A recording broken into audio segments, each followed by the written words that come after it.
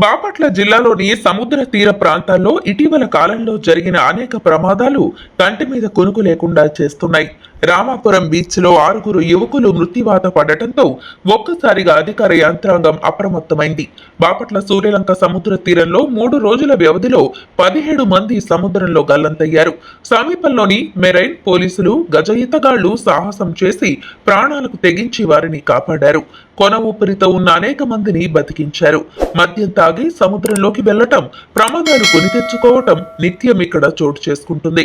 గజ ఈతగాళ్లు, మెరైన్ పోలీసులు ఎప్పటికప్పుడు అప్రమత్తమై చాలా మందిని కాపాడారు. లిప్తపాటులో కొందరు మృత్యువాత పడ్డారు. కొన్ని నెలల తరబడి సూర్యలంక ప్రాంతంలో ఎన్నో విషాద సంఘటనలు చోటు చేసుకున్నాయి.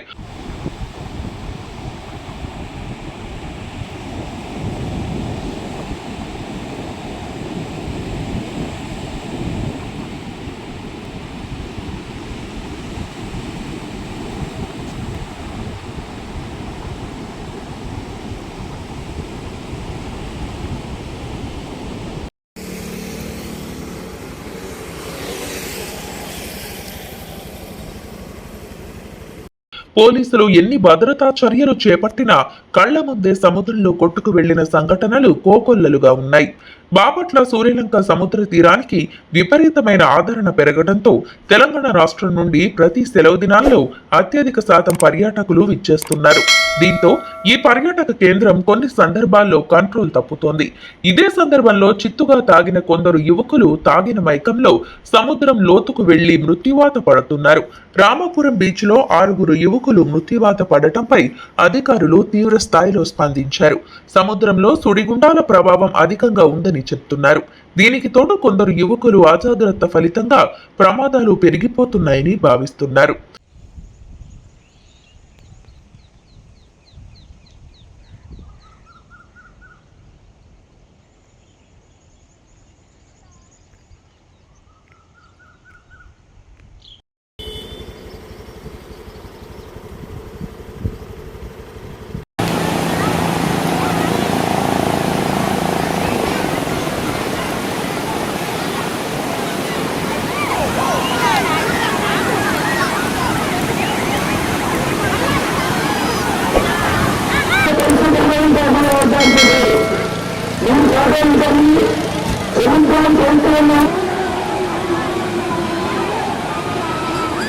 జూలై మాసంలో సుడిగుండాలు అధికంగా ఉంటాయని పేర్కొంటున్నారు.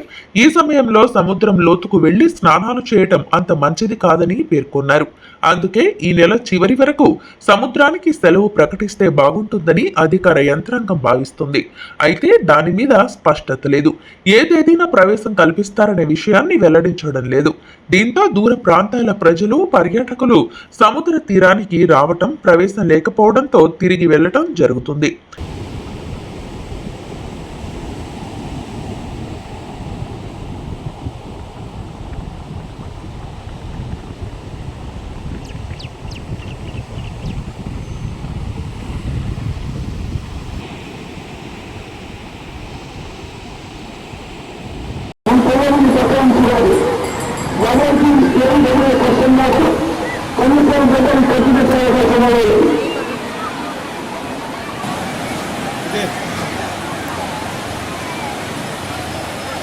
ఇప్పటికైనా అధికారులు దీని మీద స్పష్టత ఇవ్వాలని కోరుతున్నారు.